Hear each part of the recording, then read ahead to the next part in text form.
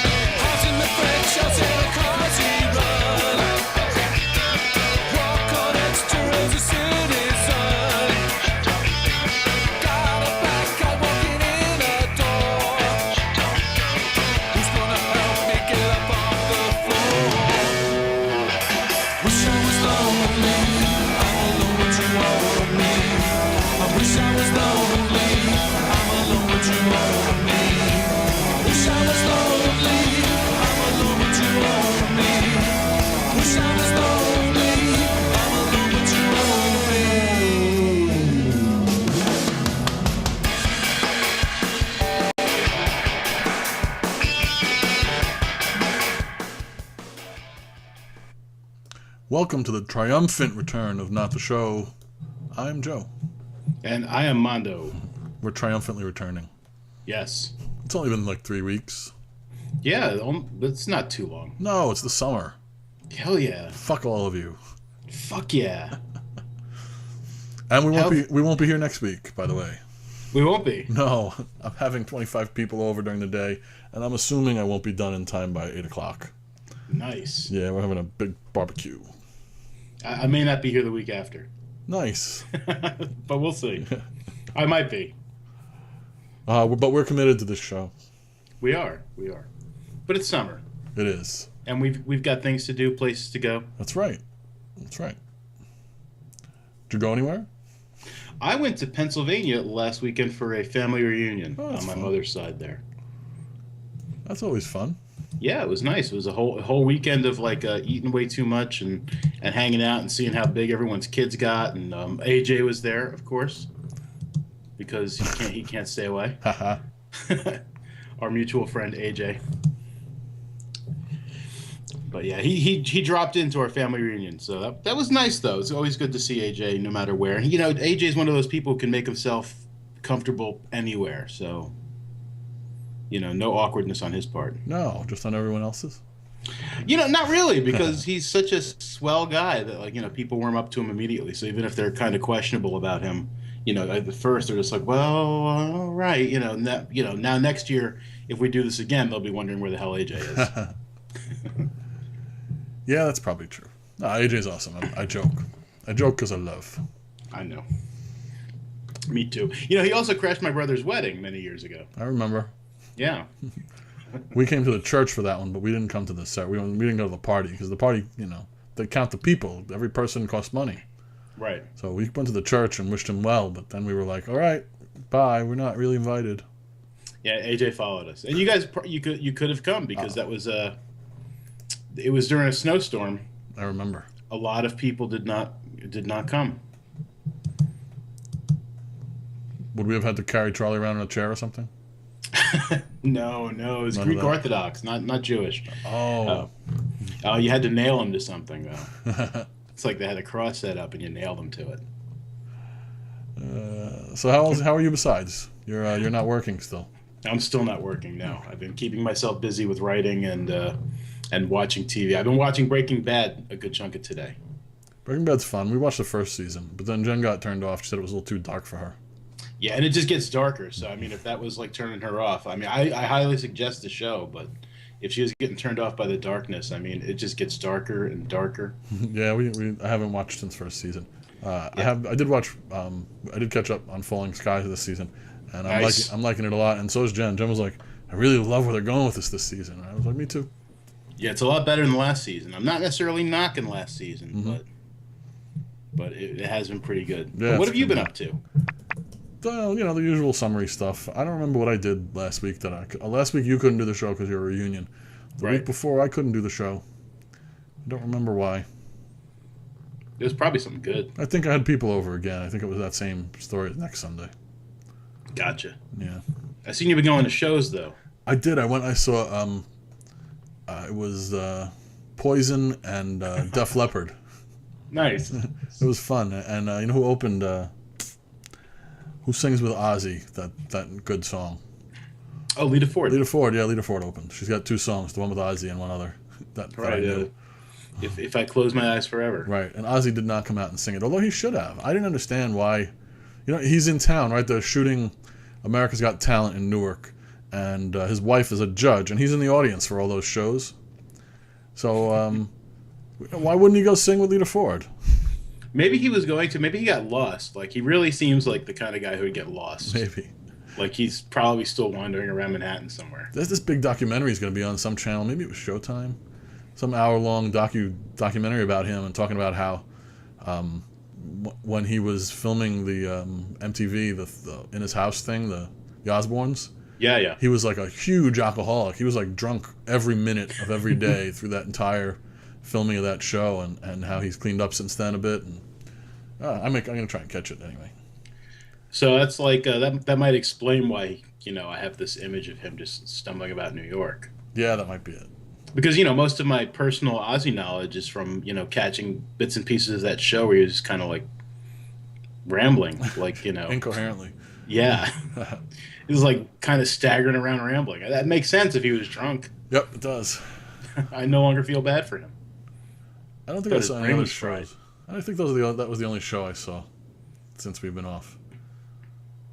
Oh, I saw Jack Black. I saw Oh, Tenacious D. That's yeah, I right. saw Tenacious D. That was a good show. The Rise of the Phoenix. Yeah, he does a good show. The first thing that happens is a giant penis inflates behind him. Giant inflatable penis. That's awesome. It's the Phoenix's head, but it looks like a penis. I think it's supposed to. That was a good show too. A lot of kids there. There were these little girls, like I call them little girls. They weren't drinking beer, so I assume they were between 18 and 21. Right. And they were like these other men like me, and I was there with Adam. And so there were these other guys that, more personable. Adam and I were just standing against the wall, kind of watching nothing go on while they were setting up. Right. And these two, teens were milling about, just talking, and these other two married men that were also nearby, but much more social and conversational than Adam and I, just Right. started like chatting them up. They were like, first thing they said was, "We're not hitting on you. We're married." They showed them their rings.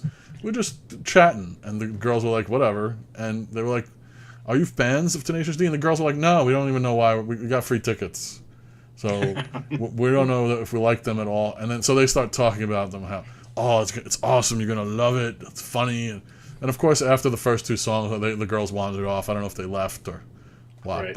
but See, Angela would have been like all in yeah, for Tenacious D. She would have been all about that. And I probably would have had to hit anybody who tried talking to her, though. yeah, probably. But she would have been all of it. She loves Tenacious D. It's on her iPod. She'll play it in the car and stuff if the littler kids aren't with us. Yeah, it was a good show. Because, the littler kids, Jesse doesn't want them to be exposed to Music? the trash talk. Oh, okay. There was some dirty talk in those songs. There is. But, it's one of those funny things, though, because, and I don't have to worry about her listening to the show, so I'm safe there. But it's like, man, they listen to like Black Eyed Peas, like, nonstop. Like, they're singing the songs while they're, like, wandering about the house. Really? Yeah, it's like, Double standard with anyone? yeah, exactly. It's like that. It's like that conservative woman that lived with Mary Ellen for a short time, who wouldn't let her kids watch Family Guy because it was just wrong. Family Guy is just a wrong show, but they could watch American Dad because that was wholesome, American entertainment. Which led me to believe that she has seen neither show. That's probably true. Yeah.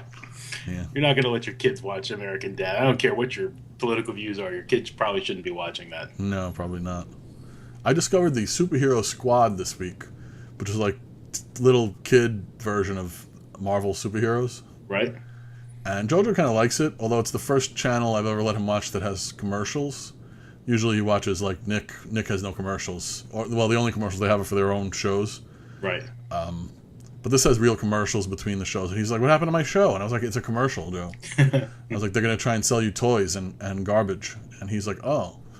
But I don't know if he liked it or not. I mean, it's still a little over his head, I think. Because It's like, it's superheroes. He gets that. He could tell who's who because he has action figures. Right. But I still think it's too much over his head. It's not just like little kids singing and, Right. I'm a map, I'm a map, I'm a map. That's what he's used to, that kind of garbage. Anyway, I don't know how I got on that tangent. It was letting kids watch stuff, yeah. Yes. I have a couple more shows coming up this summer besides those shows. I'm going to Journey with Pat Benatar. Nice. That's not till October, though. And I'm going to... Of course, the singer from Journey is dead, so... it's either going to be a hologram or they're going to use their new singer guy. Or, like, both. Or both, absolutely. Like, use the new singer guy, put him in a motion capture suit, and, use the hologram. I like it. Yeah, hell yeah. I'm also going to Jane's Addiction. That's sooner. That's in a month or so. That's something I could definitely get behind. Yeah, I've seen them a bunch of times. But we're going with Dean and his girlfriend, and it's an outdoor show in downtown Brooklyn, like right on the water. So I love that kind of show. Nice. Yeah, that's going to be a good one, I think. That's it. That's what I've been doing. I saw a bunch of movies those are too. Good shows. I saw a bunch of movies too. Did you? Well, yeah, because I've been going to that eat-in movie theater that I love. Oh, that's right. Yeah, I wish I had something like that. I haven't seen any movies since we last. No, I really meant to too. I still mean to. I still got to go see Spider-Man. But... I didn't see Spider-Man. Yeah, I don't have the I don't have that burning desire to go see Spider-Man. Yeah, me either. It's got mixed reviews too. I heard some reviewer, some guy who loves that kind of movie, said that the fact that they decided not to use heavy CGI like in the other Spider-Man movies, all the web slinging and flying through the air, that was all CG. Right. They decided to use much less of that in this one, and he said it takes you way out of the movie because so much of it has to be done slow motion kind of movement. It's like because it's faked and it's real live stuff. They do it. They kind of like do that. In motion, slow pose, swinging, and he said it really took him out of it. The fact that there was the fact that it wasn't fast, it wasn't, So this guy didn't like it at all because of that stuff. We will have to see and judge for ourselves. I did see Ted, which speaking of Seth MacFarlane, which we were talking about a minute ago. I saw Ted. Nice. How was Ted? Ted was very funny, although I saw it in a really bad movie theater that had bad seats and bad air conditioning.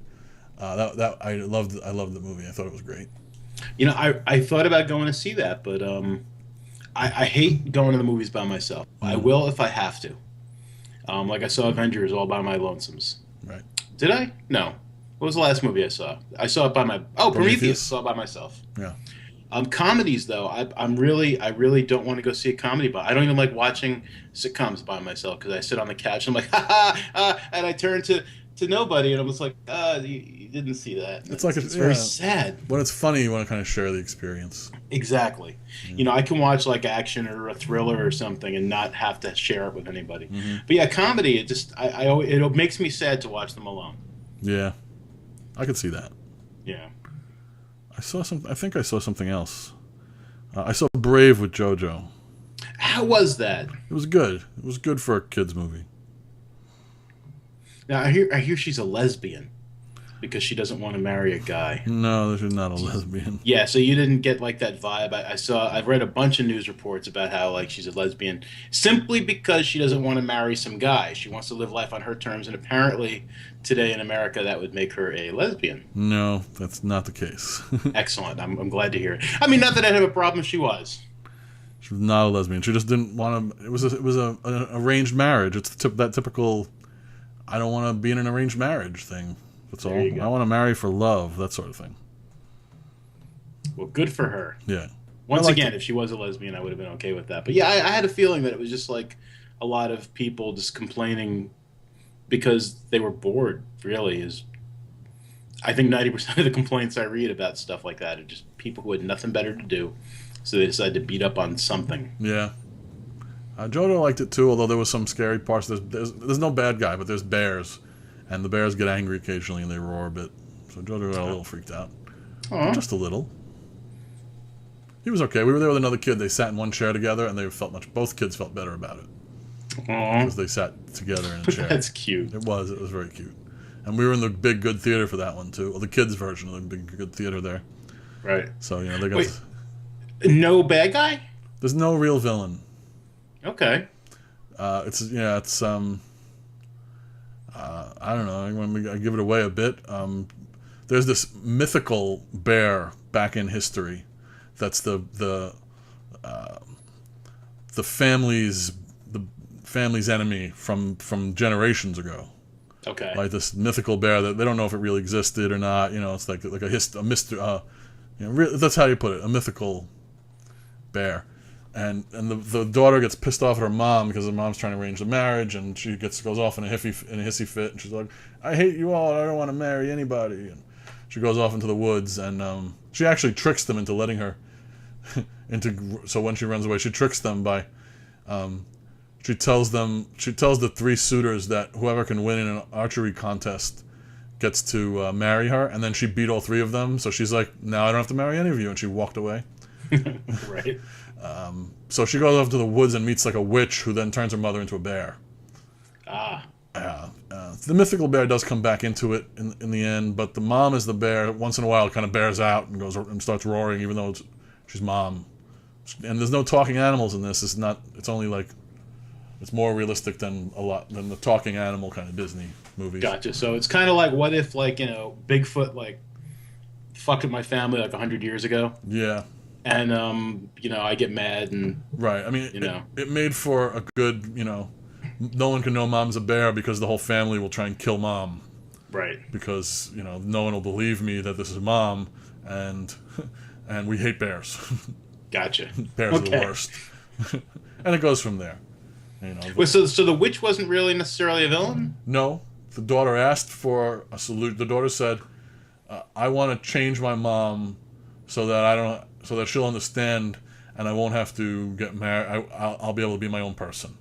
Gotcha. So okay. the witch then turned her into a bear, and then the mom kind of learned because she had to hide out with the daughter in the woods, and she saw how self-sufficient the girl was, and the archery, and they hunted for fish, and the daughter was very so she got to see the daughter in a whole new light, and the daughter got to see what it was like to not have a mom, and to have to save her mom, and it was about the kid growing and kind of becoming more mature, but at the same time, the mom had to learn that she couldn't be forcing the kid into anything.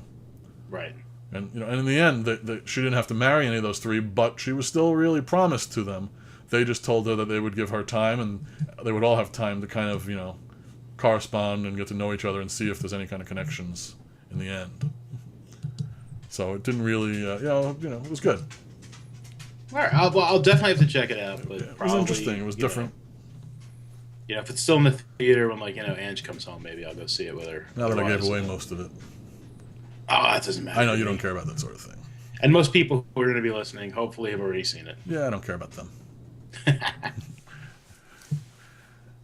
Yeah, those are the only movies I saw. So, I did not update the movie game yet. So next week we'll talk about the movie game a bit. A lot of stuff has come out, Spider-Man included, which has made some good money. Although not nearly what we thought they would. Now, do you predict that Batman will make more money than Avengers now that we've seen how crazy well Avengers performed? You know what? I hope it doesn't, but I think it will. Yeah. Yeah, I mean, because I like Batman. I really like the Dark Knight movies, Chris Nolan's take on Batman. But I've always been like a Marvel boy and not so much a DC guy. Yeah. So I really hope that Avengers kicks the shit out of it. But I think I don't know. I think The Dark Knight Rises is going to make a shit ton of money. I mean, everything I've heard about this movie is good. It's part of a popular trilogy, and I have a feeling it's just going to do gangbusters. Yeah, I probably agree. I think it's gonna be close. I think they're gonna be similar box office. Now, once again, I mean, that also depends whether or not we count like any re-release of Avengers over the summer. Yeah. You know, I don't know if we mentioned that on the show, but yeah. I think we did. I think I asked Jen, and she was like, "I think it should count." I was like, "Of course you think it should count. It's your movie."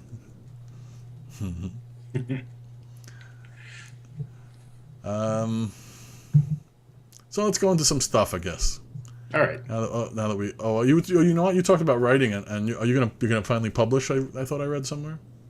Yeah, I'm gonna that story I wrote so many years ago that I keep like dicking around with. I've been like really pouring a lot into. I fixed a lot of the plot holes. I'm updating it because I mean I wrote it so long ago. The world really has changed a lot. Yeah. We have things like internets and cell phones, things of that nature. But yeah, it's chugging along pretty well, and I'm figuring definitely by probably by the end of the summer it will be good enough for me to try to e-publish it. Cool. Possibly sooner. It depends. That's cool. Yeah, I'm going to Florida for like a week or something. I'm hitching a ride. Nice. Yeah, and if I go to Disney, I might actually see Brave the person. That's true. Before I actually see the movie, but Yeah. I'm trying to avoid going to Disney. I'm unemployed, for Christ's sake. You don't go to Disney when you're unemployed. That's crazy talk. It is. It's a bit crazy. But yeah. So it's been chugging along pretty good. I've fixed a lot of plot holes too, like things that always bothered me before. Good. That sounds awesome. Thank you. I e-published my grandfather's autobiography this week. Sweet. You know what it was? He wrote. He passed away like a bunch of years ago, 5 years ago, something like that. But no, maybe less. He met JoJo, so maybe that's like 3 years ago. Anyway, but he wrote this thing a long time ago, and he wrote it, and we printed it, at the shop. We made like a little book out of it, just to give around to the family. But I came across it the other day, and I was like, I should do something with this. So I made a website. I made another free WordPress site. I already had the domain name josephcamilleri.com, so I just attached it to that. And I put up each chapter as like a page, as like a post almost, with link on the bottom to the next chapter, And then I was looking at it, I was like, it's neat. My family can go and read it if they want. I'll probably put a PDF link. They can download the whole thing from there if they want. But I thought, what way to make it like forever is I submitted it to Amazon. I went through the whole rigmarole of e-publishing, and I submitted it to Amazon, and now it's up there. It's up on Amazon. It's kind of neat. Sweet. It was a bit of a pain in the ass to well, you know what? It's because I hate Microsoft Word. I don't know what their other platforms they accept. All I know is when they emailed me, they said this is how you e-publish. They said you make a Word file, put the pictures in. They said you make sure you have page breaks. There's all these instructions, right? Make sure the margins are set right. Make sure your page breaks are in the right places. Make sure that you don't have any, make sure your chapter headings are considered headings, and make sure that your body text is considered body text. I guess because whatever automatic detector they use to convert to a book needs to see page breaks and needs to see headings and all that stuff. Automatic chapter generators they want. And it was a bit of a rigmarole to go through, and especially because I have pictures in it. So the pictures repaginating and making things in the right sizes and making word wraps correct around pictures. I submitted it 4 or 5 times and then downloaded the file and then had to resubmit until I got it like as right as I wanted it. And then it was pretty easy to you just publish, and it's up there. It's for $1. I would have made it free if they would have let me. I don't want to sell it. I just want it to exist out there somewhere, so that if my family want to buy it, they can, and it'll always be out there somewhere. I don't think there's any time limit. I don't think they take it down or remove it. So I thought it was neat, and it was pretty easy to do. Sweet. Yeah, I'm looking at it right now over on Amazon. Yeah, it's there. Oh, look at that in color photos. Yeah, I made a cover. Yeah, it's for if it Kindle Fire, I guess, or iPad, the color photos show up. And on regular Kindle, anything black and white, it converts everything to gray. Sweet. Yeah, there's a couple of pages sample there. And if you're a Prime member, you can use it you could borrow it for free. You know, I don't know how that borrowing thing works. I've never done it, but Amazon Prime members get it for free from the borrowing library. Right. You actually need a Kindle. Okay, I thought so. Or you need to trick them into thinking you have a Kindle. Right. Yeah, like I couldn't borrow it for free. Right. But, you know, you have a chapter. Well, he has a chapter called G.I. Joe. He does. This is the whole World War II thing. That's Right. the uncomfortable chapter where he talks about going to France and prostitutes during the war. A little awkward there. For me. Awkward for me. For you. Yeah. Right. But not so much for anyone. And no one really cares, of course. Right. He talked about trading pantyhose for prostitutes. Because they would do anything for French pantyhose. Right. Sweet. Anyway, if anyone's interested, that's up there on Amazon. Just search Joseph Camilleri. Yeah. Book's called My Life. I really don't want anyone to buy it anyway, so it's not about the money. You can also go to josephcamilleri.com and just read it there for free. Same thing.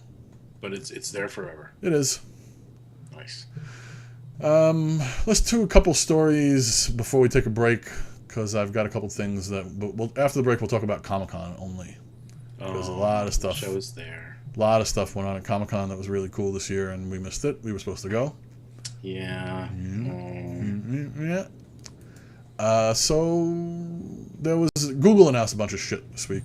A couple weeks ago, they announced a 7-inch tablet for $199. It's supposed to be really nice. Yeah, I ordered one. Much nicer than the Kindle Fire. I sold my Kindle Fire, and I got $170 for it, and I bought the Google thing for $199. So I think I did pretty well. Absolutely. Yeah, it's supposed to be much better than the Kindle Fire, but it's full Google ecosystem, so you can download apps and stuff, which you couldn't do with you can only download Amazon's App Store stuff on the Kindle Fire. Right. So it's pretty exciting. I think that the reason it's exciting is because I like the fact that there's competition in any market. It makes Apple. I think the Apple products are always better. I've used that Google phones and such, so I know what it's like, and I tend to just like Apple stuff better. And so but it keeps Apple on its toes. When Google does good stuff, Apple does good stuff, and vice versa.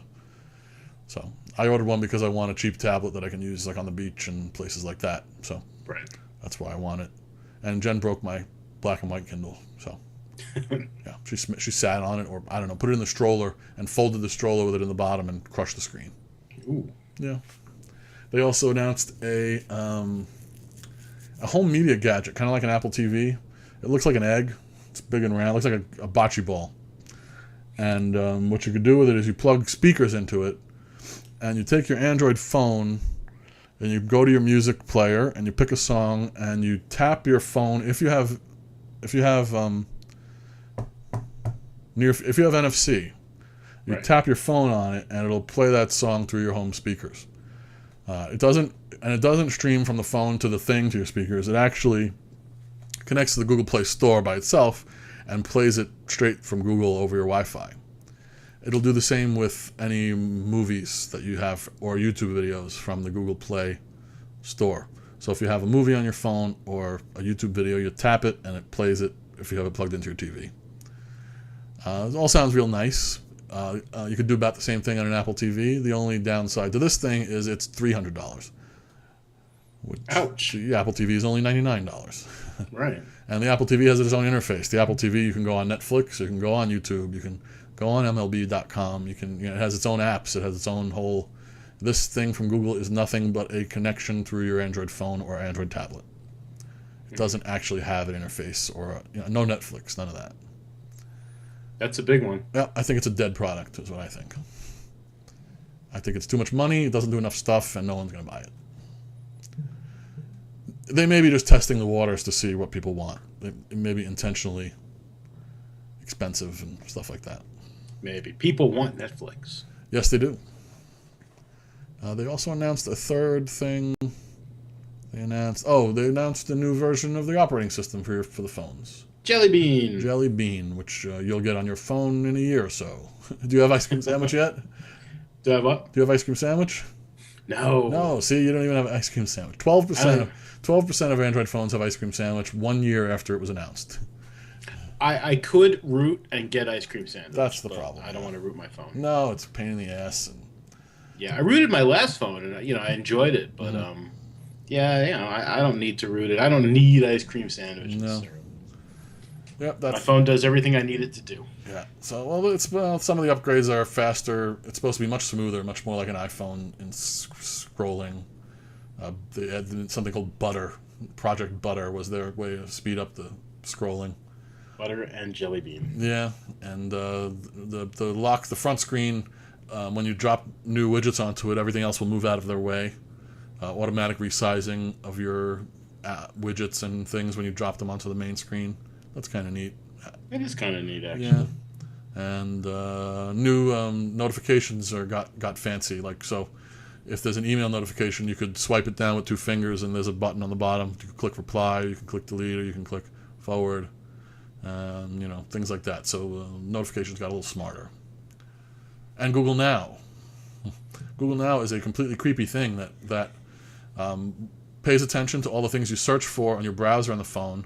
That pays attention to where you go on your GPS, and pays attention to who you talk to, and it will throw you information occasionally according to those things. So if it sees you go to the same place every day at 8 o'clock in the morning, it'll pop up a little thing that says, if you're leaving to go to work right now, it'll take you 33 minutes with traffic, because it assumes you're going to the same place, and so it'll give you information based on your likes and dislikes. If it sees that you search for the Yankees a lot, after a Yankee game ends, it may pop up a little thing saying, by the way, tonight the Yankees lost, and even if you didn't set it to do so, it's doing it. Gotcha. It's doing it from all the information that Google collects about you.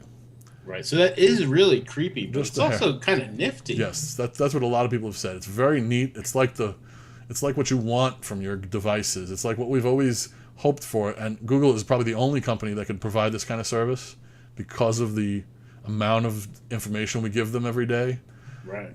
It's what you've always hoped for. If you take a flight, if you search for a flight, and it sees that you've arrived in a city that you had searched for on the flight, it'll give you information on traffic nearby. It'll give you a map of the hotels nearby. If it sees you've searched for a hotel, it'll tell you how far that hotel is and things like that. Real detailed information. Lots of stuff. Weather, of course. It'll prop up your weather every morning. So that's kind of neat. It's on and you can shut it off, of course. Right. But I'm hoping to play with it on my Nexus tablet when it comes, and see if it's as cool as it sounds like it is, or if it's really as creepy as it feels like it is. And you may get it in a year. I might. You might. I might. I'll probably get it sooner. Yeah, you think you'll root or get a new phone? I'll probably be getting a new phone or something sometime soon. Galaxy 3 is Samsung Galaxy 3. Is that what it's called? That's the newest phone? It's one of them. Yeah, Nexus 3? No, not Nexus. Nexus is the Google phones. Anyway.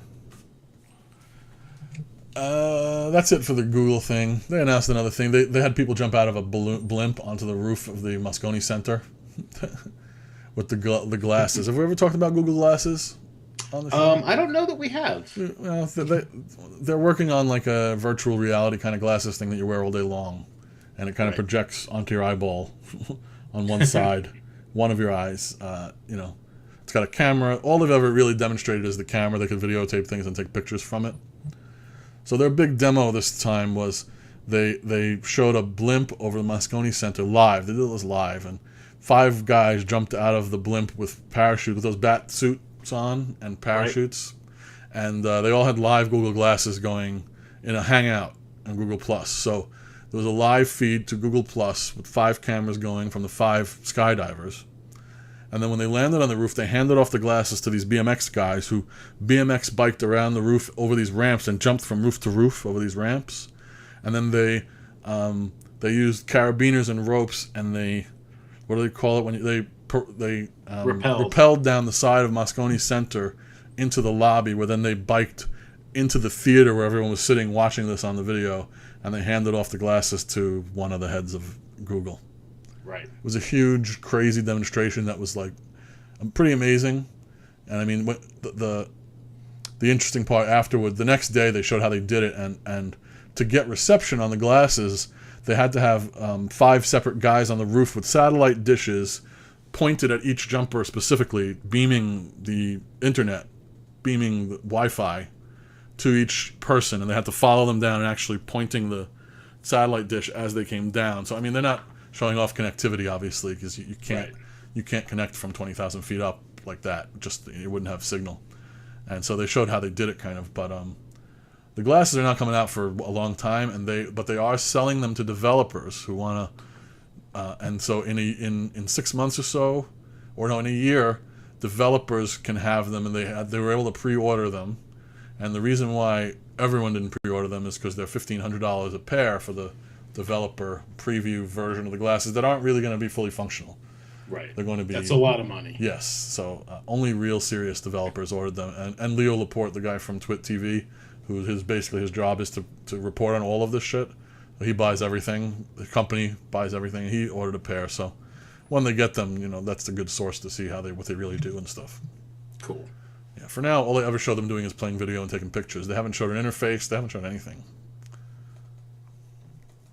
I feel like I've been rambling today. Yeah, but that's okay. There's been a lot of news.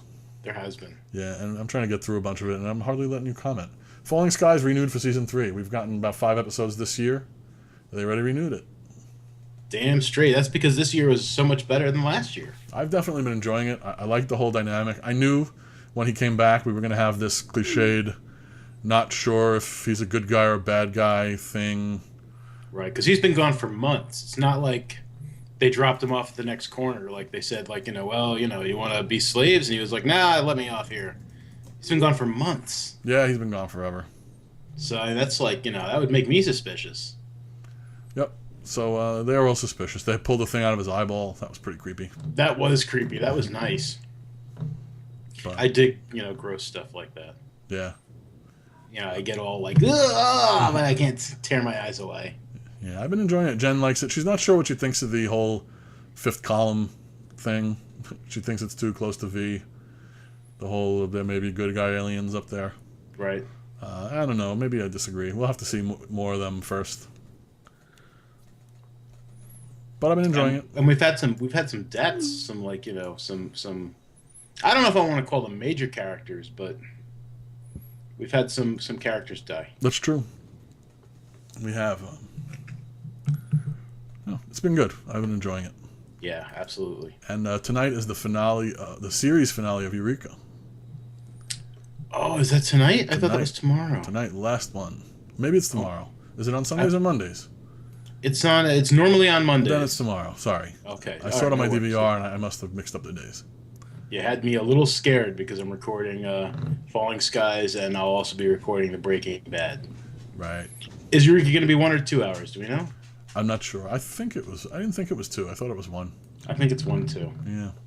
That's been good. That's been they've been pretty serious. They've been some serious stuff. Good stuff though. Yeah. And the last thing before the break is the first bit of Comic-Con news we had is the only TV news that I saw that caught my eye, and that Fringe says that it's sort of even movie news.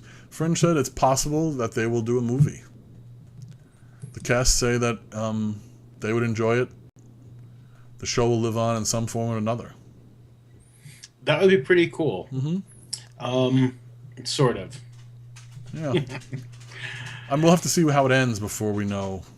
Exactly, and I would like a closed ending. Yeah, me too. I mean, I wouldn't mind revisiting that universe like in a movie or something, but I mean, I don't want, I don't want an ambiguous ending, and it may or may not be continued in a movie, to be determined later. I would definitely like a closed ending. I want closure. Yeah, I mean, I think they're going that way. They didn't show any footage, nor did they talk anything about it this year because there's so few episodes, being only a 13-episode season, that they're being very, very tight-lipped about what's going on. Because I guess it's so few that anything you give away is really close to the end. So Right.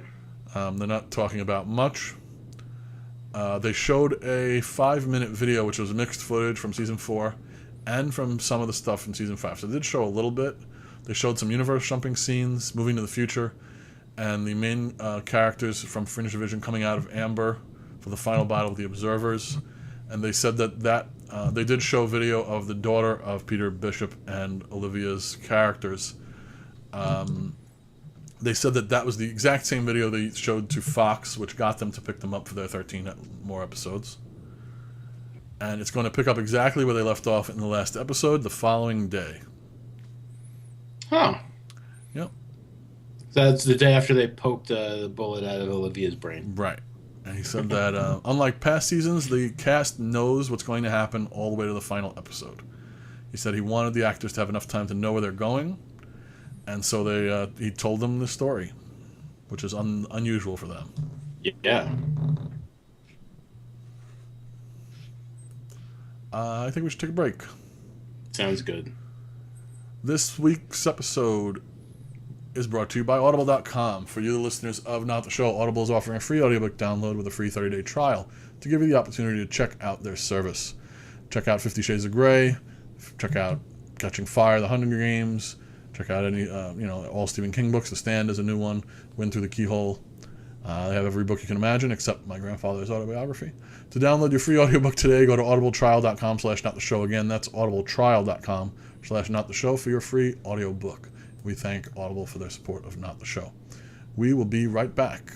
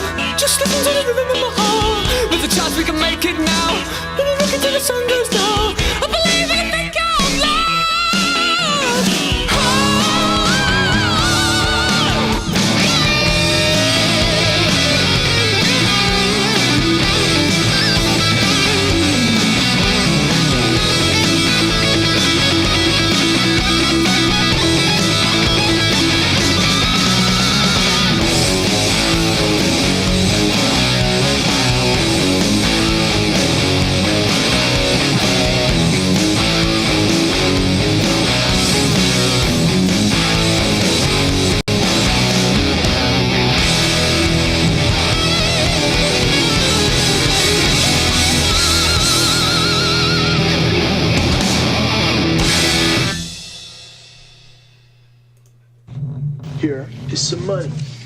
Take him to the movies or something. And we're back. That was The Darkness. With, I haven't heard that song in a while. Yeah, I played it because people on Facebook were talking to me about it tonight. They were like, someone was like, what's that band that wanted to be big and that only had that one big hit? And I was like, The Darkness. And they're like, oh yeah, they flopped. And I was like, they're touring in Europe. They're opening for Guns N' Roses for one tour, and then they're opening for Lady Gaga for another tour. I was like, that doesn't sound like bad gigs to me. Lady Gaga's huge. Every show sells out, and if they're a European band and they're touring in Europe, I would guess they're doing well. I would think so. Oh, so I have a quick video to play here. Well, we're going to start talking about movies, so let's talk about kids' Sweding movies. You know what Sweding is? Yes, absolutely. Kids Sweden movie! I don't care what it is, I'm just eating it! The food isn't that bad!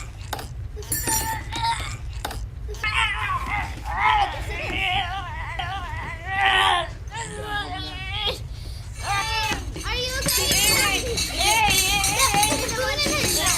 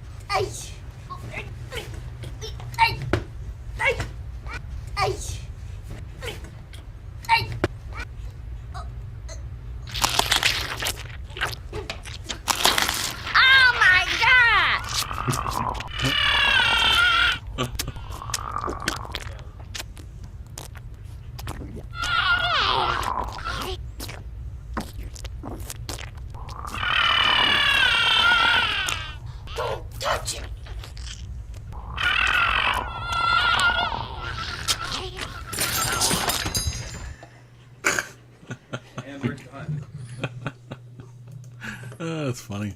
That is awesome. Kids are good.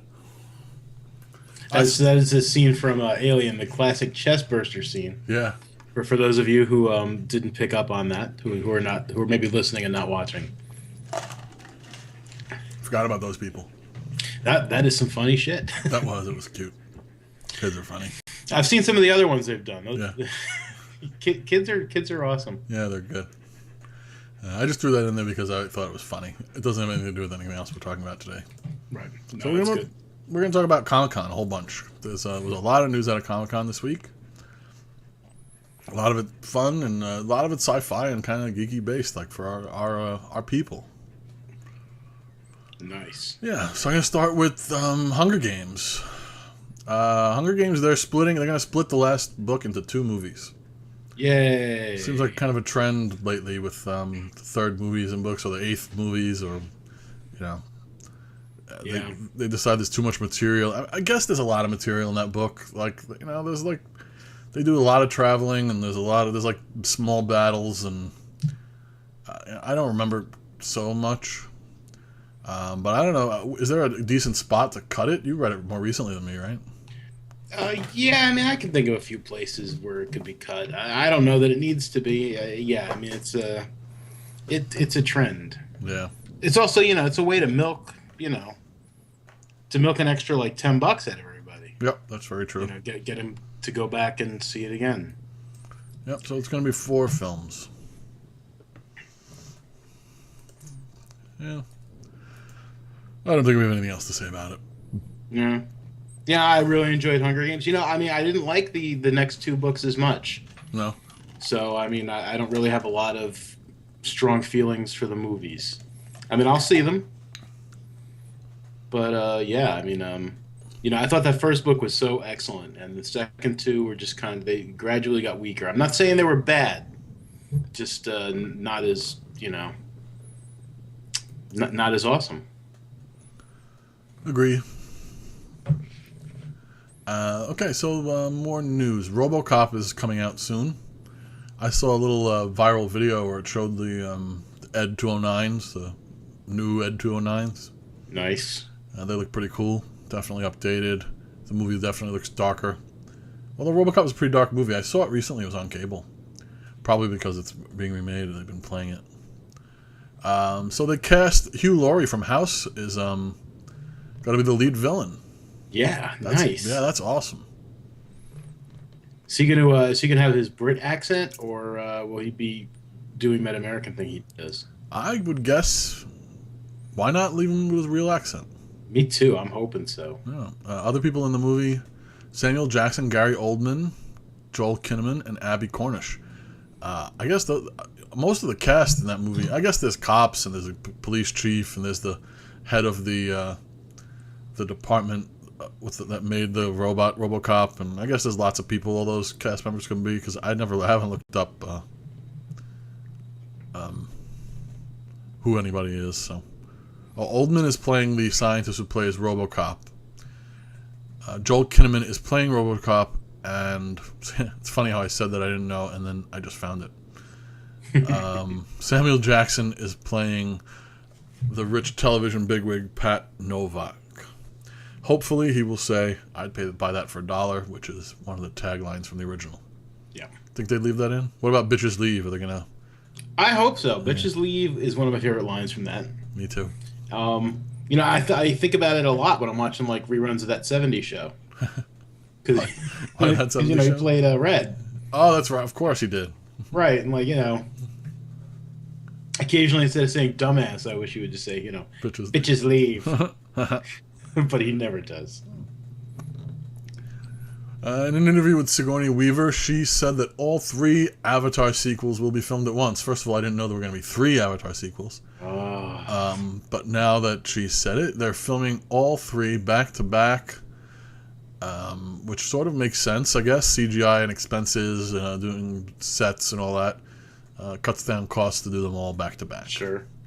She said that she has seen drafts for Avatar 2 and 3, and added a 4th film could also be rolled into the shooting schedule.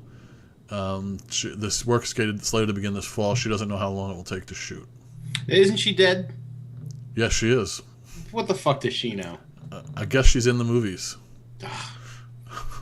I mean, she did die on the planet, right? There is all these, Yeah, I suppose if you're going to bring somebody back, it's better to do it on an Avatar planet. Maybe she'll be a tree. Maybe. Maybe she'll be like a little tiny Sigourney Weaver, and as the planet ages, she'll age along with it. And they'll have to get bones to give her back her brain. I think that's exactly what's going to happen. Ryan Reynolds has been cast as the new Highlander for the Highlander reboot. Don't like that? I don't. I like Ryan Reynolds. So do I. I liked him in Blade. Blade 3 wasn't a great movie, but I liked him. He was funny and obnoxious, and I kind of dug that about him. I loved the Highlander movie, the first one. Of course. Loved that movie. Me too. And then I didn't love, because at the end of the movie, I mean, we may have even talked about this before, and if not, we'll probably talk about it again. But, he won the prize at the end of that first movie. There can be only one. And he did it. Yep. And then there was the second one, and the third one, and the fourth one, and the TV series. And then it turned out that he didn't win at all because his cousin from the TV series really won. Yeah. He let his cousin chop his head off so that his cousin could win. And it's like, what? Yeah, I don't like that at all. So it's like, if I thought they were just going to remake the first one and do it right by not making more, I would be cool with that. But they're going to make more. They're going to want to do sequels. So, it's either going to do really well, and we'll see a whole bunch of movies. He shouldn't win the prize if they're going to do this. He shouldn't win the prize at the end of the first one. They should plan it out as a trilogy. Yeah. And if it bombs, we'll never see him win the prize. So I don't know. If I didn't have Breaking Bad to watch tonight, after we were done with the show, I'd go watch the original Highlander and just sit there and tell Christopher Lambert that he's my only one. Moving on to M. Night Shyamalan has a new movie coming out. They let him make another movie. Have you seen the one with the kung fu and all that? Airbender, the Airbender one? No, I haven't seen it. I saw it. What'd you think? I was pretty terrible, but it was pretty, and he followed some kind of some story, some comic book or anime story. So I mean, it's not like he ruined. I don't. I guess he could have ruined it, for all I know. But I kind of gave him a break because he was going on someone else's story. Right. But it was cool looking. It was interesting. Yeah, I never liked. I saw a couple episodes of the original series, and it wasn't my thing. So Yeah. I mean, that's the only reason I didn't see the movie. It's not for any hate of Monite. Yeah, I just happened to catch it. It was on one day, and I just figured I'd watch it. There was nothing else on. So his new movie is called After Earth. It is going to be starring Will and Jaden Smith. That's Will. That's the Fresh Prince and his kid. Is that going to be the twist? Maybe. But I mean, Blaster said it looks like it's going to be one of the coolest sci-fi flicks in a while. They're liking it. Here's the synopsis. In After Earth, 1,000 years after the cataclysmic events forced humanity to abandon Earth, Nova Prime has become mankind's new home. Legendary General Cypher Rage, played by Will Smith, returns from an extended tour of duty to his estranged family, ready to be father to his 13-year-old son, who's played by Jaden Smith. When an asteroid storm damages Cypher and Katai's ship, they crash land on a now unfamiliar and dangerous Earth. As his father lies dying in the cockpit, Katai must trek across the hostile terrain to recover their rescue beacon. His whole life, Katai has wanted nothing more to be a soldier like his father. Today, he gets his chance. So it's like a post-apocalyptic Earth. And it seems like Jaden Smith is going to be carrying the whole movie with Will Smith kind of stuck back at the crash site in the peripheral. Right. It's interesting. There'll be a twist. Of course. Because this kind of movie kind of asks for one. Yeah, and I think Will Smith has a huge say in a lot of it. I read another article elsewhere that said that Will Smith is running a lot of the show behind the scenes. I don't know what that means, but M. Night is obviously directing, but right. Some of the I think because M. Night didn't write this story. This is the first movie he's ever. I guess how could they say that? It said that it was the first movie he's ever done that he didn't write, but he didn't write. Maybe he wrote the script and the screenplay for the bad one, that last one. Maybe, or maybe they're not counting since it's an adaptation. Maybe this is like an original story. I guess so. Not by Monite. It's interesting to me. I'm curious. I'll see it. Yeah, I mean, actually, I really don't have much of a problem with any of his movies that I have seen. Mm-hmm. I did not see that Devil on the Elevator one. Okay. And I did not see the Marky Mark. That one was the worst. Is trying to get killed by trees one. Yeah, that one was bad. I agree. I even liked the ones most people didn't like. I liked the one with the swimming pool and the other world at the bottom of the swimming pool. Yeah, I dug that. I liked it, and I liked the village one with the blind girl climbing the wall, and those two everyone hated, and I liked them both. Know. I liked them both. Yeah, Village was pretty cool. Yeah. It wasn't like an exciting shock fest or something. I don't know, but I liked it. All right, here's some more from Comic-Con. Seth MacFarlane hopes he's going to be able to make a Ted 2. You haven't seen Ted 1 yet, but it was good, and I hope he makes Ted 2. I liked it a lot. So they left room for a sequel. Yeah, the bear's still there in the end, and Marky Mark is still alive, so I guess that's all you need to make a sequel. Also, Guillermo del Toro and Ron Perlman said that they're willing to make a Hellboy 3. They're working together to try and put it together. Nice. Yeah, that'd be awesome. I love the Hellboy movies. Did you see what Ron Perlman recently did for the Make-A-Wish Foundation? No. Oh, yes, I did. Yeah, he dressed up as Hellboy. He put on the whole Hellboy thing and went to go visit like some little sick kid as Hellboy. Yeah. That is awesome. Very awesome. And they even brought a makeup artist and they put the Hellboy makeup on the kid. Yeah. Ron Perlman became my hero that day. No, that's great. I like him a lot. He's in a lot of good stuff. Speaking of Guillermo del Toro, he has a new movie that he's showing off at Comic-Con called Pacific Rim. That looks really good. Right. Now, I haven't seen anything. I read this synopsis here. It's like a whole page long. If you want to read the whole thing, it's up on IO9. Just search for Pacific Rim. It sounds like something like huge robots or huge like statues that are remote controlled by people, Yep. and they battle it out like in cities, and it sounds crazy and awesome. Yeah, and these are like really, really huge. Not just like it's like bigger than Godzilla kind of huge. Yeah, I mean they're talking about monster claws crushing a bridge. They say that there's shark-faced giant monsters facing off against a giant robot in the water. There's special control suits that are how they control the things. A lot of stuff. The giant robots are called the Jaegers, Jaegars. Jaegers. They have 2 pilots inside their cockpits, inside their head. One pilot handles the left hemisphere of the brain, the other handles the right hemisphere. If one pilot handles the robot alone, the neural surge is too much for any one mind to handle. 2 pilots together create a shared memory between their 2 minds. And you will see what happens when there's a single pilot and what happens to that pilot. The bad guys are called the Kaiju. And I'm guessing that's just it seems like that's just the name for all of the monsters. Yeah, Like instead of calling them monsters. I guess so. It has a lot of CG, but so did Pan's Labyrinth, he said. They treated it the same as any other film. No fucking motion capture. The monsters move like monsters, not like people. The robots move like robots, not like people. He never wanted the monsters to be posing or to be shaking their limbs without attacking. They're attacking every time they show up. That's pretty cool.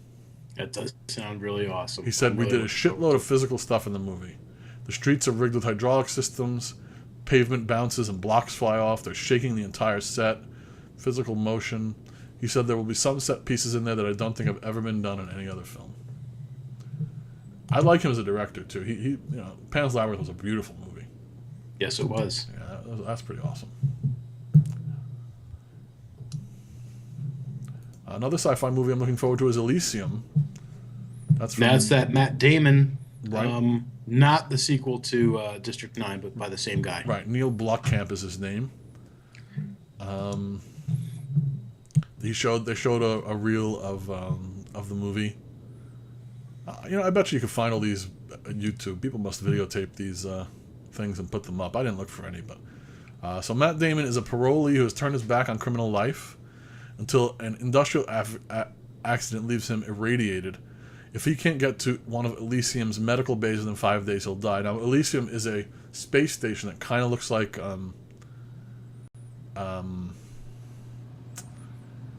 Ringworld. It's kind of like a giant donut where the people live on the outside edge, so they can upside down. They could see each other upside down from each other if it was clear, if they could see through. But you really can't. It's like a wagon wheel kind of with a hub and all that stuff. Right. But it's gigantic. All the rich people live in the space station, and everyone else on Earth, fucked up. So he returns to his fellow criminals so that he can get to Elysium and try and get to a medical bay. So it sounds good. The lead from District 9 is playing the bad guy, a completely opposite role that he played in District 9. He's a tough kind of wisecracking cop. Right. I really like him. Yeah, me too. He was great in District 9. He was. I loved him as he made the 18 movie worthwhile for me. He played Murdoch. He did. That was good. He's great. Jodie Foster's playing like the president of the rich people. Yes. She's like rich people president. Right. She's the one who keeps the poor people off the rich people's space station. They filmed in Mexico City, in the world's second largest garbage dump. And I hear a lot of the actors were just like coated with literally shit. Yeah. Because there's a lot of helicopter shots. It was kicking up all the shit, and actors were literally getting shit on. It says that the helicopters used in various shots spun up dust storms which contained mostly fecal matter, so the actors would be caked in it by the end of the day. The non-acting crew wore respirator masks, even though Blomkamp admitted the stench was sometimes overpowering, but the photography looked great. Oh, it's all about making a good looking movie, I suppose. Yep. If little Matty Damon comes down with hepatitis C, we know who to talk to. That's right. So that's Elysium. I'm looking forward to that one too. Absolutely. What else do we have? We have new Godzilla. Did you hate old Godzilla? I love Godzilla. Well, when you say old Godzilla, what are we talking? We're talking like Matthew Broderick. All right. Didn't hate it. Didn't love it. Wish they would have called the movie Matthew Broderick, like Ferris Bueller versus Giant Lizard. Yeah. Because I liked the movie, but in my opinion, it was not a Godzilla movie. That was not Godzilla. It was Ferris Bueller versus Giant Lizard. I agree. I like the movie too, but it's the same thing. Laid eggs, baby Godzillas everywhere. Yeah. It was like, what if like Godzilla met Jurassic Park and like had a baby that probably is going to need special buses and stuff. I don't know. That's terrible.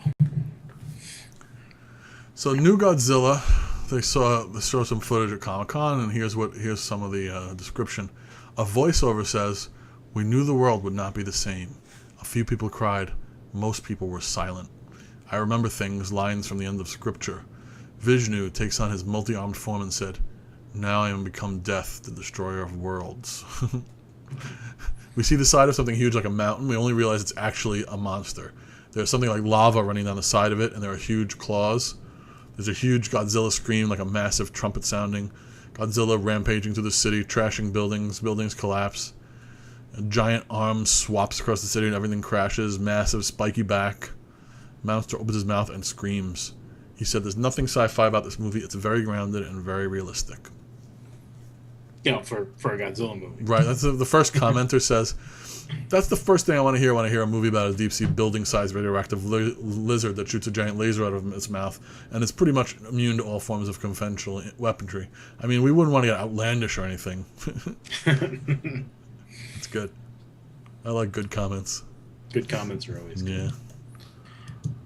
So I don't know what they mean by that, but what little I've seen and heard about the new Godzilla film, it looks like they're doing it right. I don't know if it'll be good. I gotta hope it's going to be good, but it looks like they're doing it, not Ferris Bueller versus Giant Lizard. So I'm looking forward to checking it out. Me too. It doesn't look terrible. When will we do that? Does it say when? What are they talking? Like 2013, 2014? Summer? The Godzilla release date. 2012. Just says 2012. Tentative 2012 release date. Okay, so maybe for Christmas. Maybe. Godzilla for Christmas. The Hobbit. So The Hobbit is finished shooting. Right. Although Peter Jackson would like to shoot some more. So what's he want to do? Does he want to split the last movie into two? He wants to make a third movie. He does. Yeah. Okay, but now from what I understand, first the good news, right? Okay. In The Hobbit, there's a whole bunch of times when Gandalf goes away and does stuff. Right. And they never tell us what he does. Right? Throughout The Hobbit. Gandalf goes Exactly. away. It's Gandalf none of our comes business. back. We don't know what he does. We don't know anything about it. But because he's making this a prequel to Lord of the Rings, which it really was, and which Tolkien wanted it to be, at the end of some of the later editions of Return of the King, Tolkien wrote about 150 pages of material about what Gandalf was doing during The Hobbit, because it all pertains to things that happened in Lord of the Rings. Some of it was him investigating whether or not Sauron was back, things like that. Right. Sauron never appeared in the original Hobbit book. He wasn't there at all. Nope. So Peter Jackson has the rights to that 150 pages as well when they optioned the rights to The Hobbit. So already in the can, already shot, is the stuff that Gandalf does. So that will be part of the Hobbit movies, is what Gandalf goes off and does when he's not with the dwarves and Bilbo. Okay. So now, from what I understand, he already shot a ton of extra material that cuts. You know how he did it with all the Lord of the Rings movies too. The special editions were all at least a half hour to an hour longer than the movie theater editions. Yes, my ass remembers well. Yes. So we went. Remember when we saw that? We saw it in the theater, right? Yes, we did. 2 extended editions, and then the theatrical release of Right. Return of the Return King of the on King. opening night. That was great.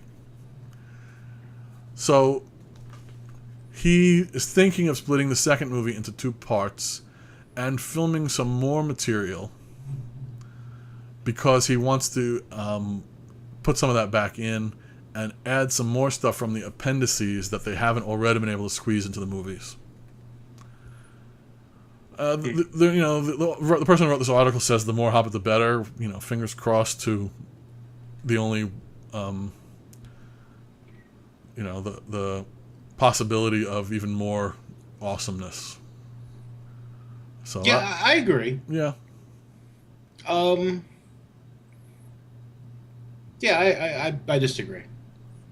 I could get into this whole, why it might frighten me because, the further you drift away from the book, but I don't want it to seem so confusing that kids aren't going to pick up the book. It's true. I mean, he also says that it's not as lighthearted as the book. The book was kind of a children's book. Sure. And the Lord of the Rings books were not. And he didn't want it to feel so disjointed from the Lord of the Rings movies. He wants them to work together as a series of movies. So he says it's not quite as light-hearted and as childlike as the original book was. I don't think that's so bad either, but I guess we'll see. No. He did a fine job on the Lord of the Rings. He did. It was great, and I'm really looking forward to this. He shot it. He's going to show. It's going to be in selected theaters at 48 frames per second instead of the standard 24. Right. Only theaters that can handle that can actually show it. I'm guessing theaters that have digital projectors. And I'm hearing bad things about 48 frames per second. When they showed the 10-minute thing to the press a while back, everybody was kind of weirded out by it. They said it took you out of it a little bit. And so anything he showed at Comic-Con, he showed in 24 frames. And he explained why. He said that, wait, it's here.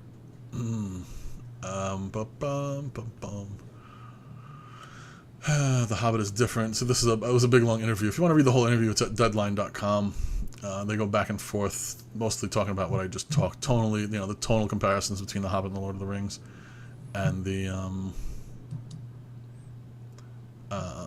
3D and the so this is shot in 3D, and he talks about how they probably won't be redoing the Lord of the Rings movies in post-production 3D. He said that it's probably too expensive and not enough chance of making back that money to post. If it was one movie like Titanic or the first Star Wars movie like they did, right? They can almost always get back their money at the re-release, but not if it's going to be 3 giant productions. So he said that the 48 frames per second looks completely fantastic. He said he's seen a lot of frames, and what it is you get used to it. You sit down and think, this doesn't look like any film I've ever seen before. And then within like 10 minutes, you just kind of forget about it. And in the end, you think, wow, that was really nice. It's smooth and easy on the eyes. It's immersive. You feel immersed in it. And seeing just 10 minutes of clips doesn't do any justice without a narrative and allowing people time to get into the story. He said that's why they showed only 24 frames per second clips at Comic-Con this year. Yep. From what I understand, it's like when they do like a quick sweeping scene, you don't get that jerky pieces of it, which if you slow it down is the only way you ever see that really. But you get very, very smooth transitions and things like that. I'm gonna see it as best the way it was filmed if I can. Me too. I'm kind of into it. He said he would have shot the Lord of the Rings that way if he could have, except that the cameras weren't there yet in 1999 or whatever they started shooting those. Yeah, I don't want it to look terrible. Yeah. Because my brother's got like a really nice, large, high def set, and a lot of stuff I watch, like stuff I've seen before, just, it looks kind of, I don't know, it just doesn't look very good to me. Yeah. It happens, up conversion and all that stuff. So we'll have to wait and see. Yep. We'll know I'll go see them all anyway. We'll know Christmas time. That's coming up. Yep. So the last thing I have for today is Firefly. There was a 10th anniversary Firefly panel at Comic-Con this year. And the first thing, before we talk about Firefly, Joss Whedon says that the Dr. Horrible web series will air on Channel 11 here in New York, on the CW. That, to me, almost paints a picture that any new ones that they make will also be on the CW. Sure. Yeah, so, because they're talking about making more Dr. Horribles. But that'll be on the CW next year at some point. That's kind of cool that they're got popular enough to put on real TV. So, the 10th anniversary Firefly panel. You can watch the entire thing in its entirety on YouTube. I am going to put the link in today's page. I'm embedding the YouTube link. The entire 50 or so minutes, question and answer, the whole deal. I mean, someone got Joss Whedon to cry. I'm sorry, someone got Nathan Fillion to cry, actually. Aww. Yeah, I mean, it was pretty emotional, a lot of it. There's a lot of questions, he found himself, when someone asked about the fans, Whedon found himself at a rare loss for words. Fans and cast members encouraged the overcome Joss Whedon with an uproar of cheers and teary-eyed applause. He said, "When I see you guys, I don't think the show's off the air. I don't think there's a show. I see that's what the world is like. I think there's spaceships. I think there's horses. The story is alive." So all the teammates, they gave him a standing ovation. The whole thing is there. When Firefly died, this is Nathan Fillion said, "When Firefly died, I thought it was the worst thing that could possibly happen. Now I realize, 10 years later, looking out over this room, is that the worst thing that could have happened is if it had stayed dead." That's nice. That is nice. Yeah.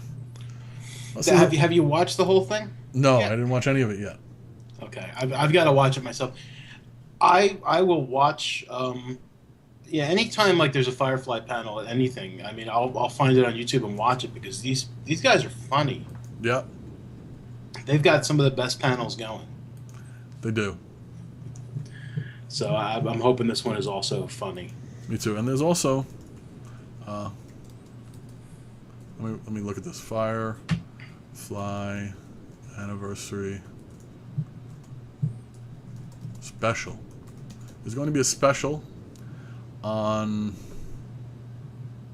the Science Channel, which I get. I don't know if you get it. I think I get it. Airing November 11th. The special is going to be a tribute to Firefly, a 1 hour feature featuring exclusive footage from Comic-Con.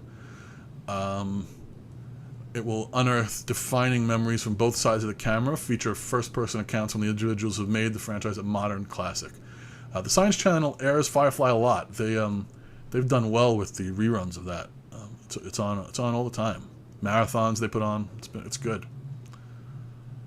So to honor the 10th anniversary, they're producing this show, punctuated by Browncoats Unite, and that's pretty awesome.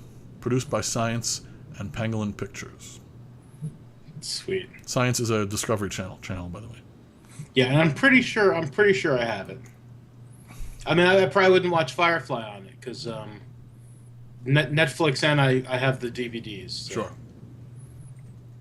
Actually, that's the main reason I might eventually get a Blu-ray, like before I'm forced to, is just the first thing I'd probably get is Firefly and Serenity. I saw one for $36 the other day online.